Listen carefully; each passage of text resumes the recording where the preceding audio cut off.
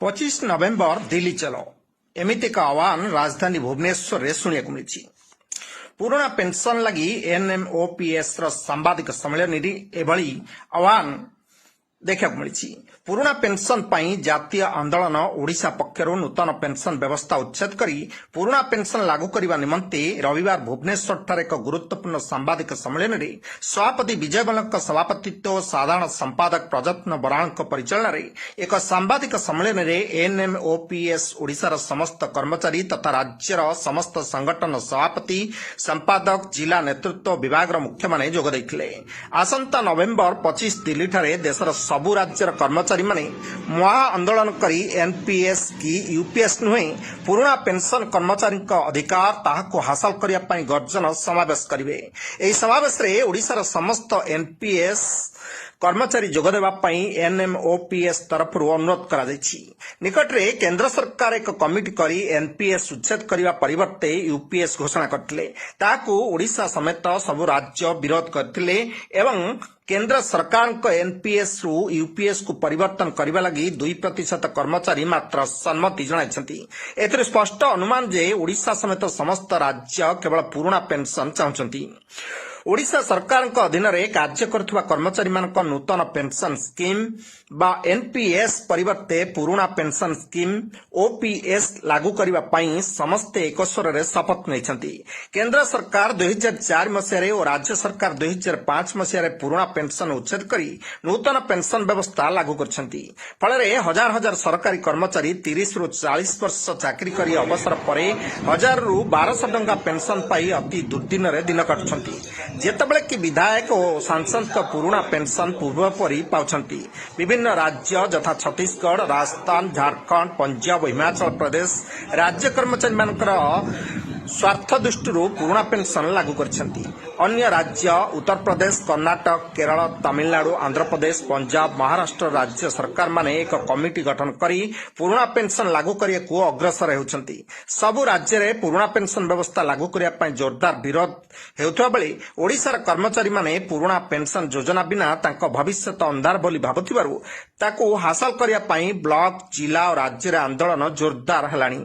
NMOPS Odisha पक्षरु मान्यवर मुख्यमंत्री मुख्य शासन सचिव को अनुरोध 4 लाख कर्मचारी और सेमानक परिवार सर्वमोट 40 लाख लोकंकर गुरुत्वर स्वार्थ को दृष्टि रखी नूतन पेंशन व्यवस्था उच्छेद करी पुराना पेंशन व्यवस्था लागू करंतु बोली राज्य सरकार को संघर राज्य संघ सभापति विजय मल्ल, साधारण संपादक प्रजत्न बराड़, राजेंद्र मल्लिक, अश्विनी दास, शुभलक्ष्मी स्वाई, प्रदीप प्रधान, राजेश महंती, कार्यकारी सभापति बंकिम चंद्र सागर, विभु प्रसाद साहू, विक्रम रथ, विमल चौधरी, विनोद कुमार बड़, उपसभापति सुशांत कुमार बेहरा, अनिता बेहरा, गुरु गोविंद दड़ाई, क्षितिश पंडा, प्रियवत नायक, युग्म संपादक आदित्य नारायण स्वाई, अमर जुमर प्रताप, अंतर्जमी लेंका, मनोज कुमार दास, कार्यकारी संपादक प्रशांत राउतराय, सुब्रजित प्रतिहरी, जोन संपादक अक्षय मल्लिक, कोषाध्यक्ष रश्मिरंजन पाढ़ी, ऑडिटर मलय जेना, मीडिया संपादक शिवशंकर साहू, बबलू नायक प्रमुख राज्य सरकार को अनुरोध करछंती।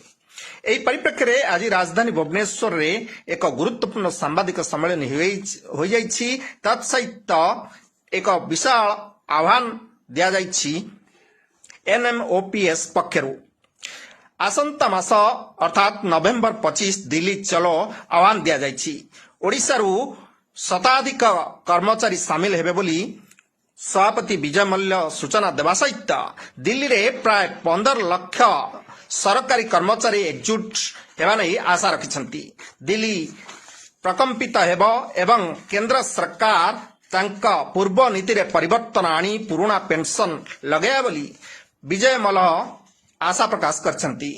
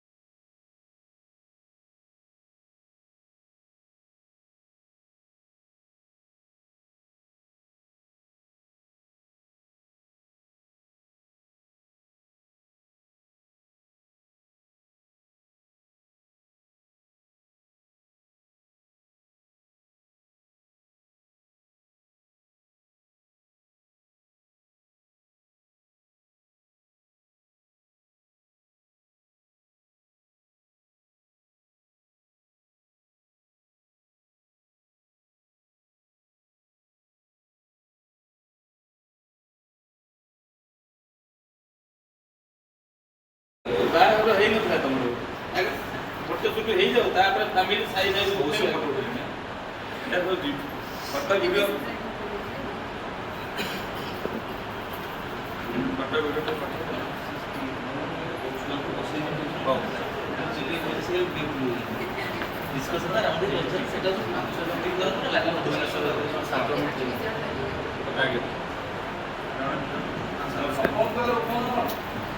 कौन सेठी बात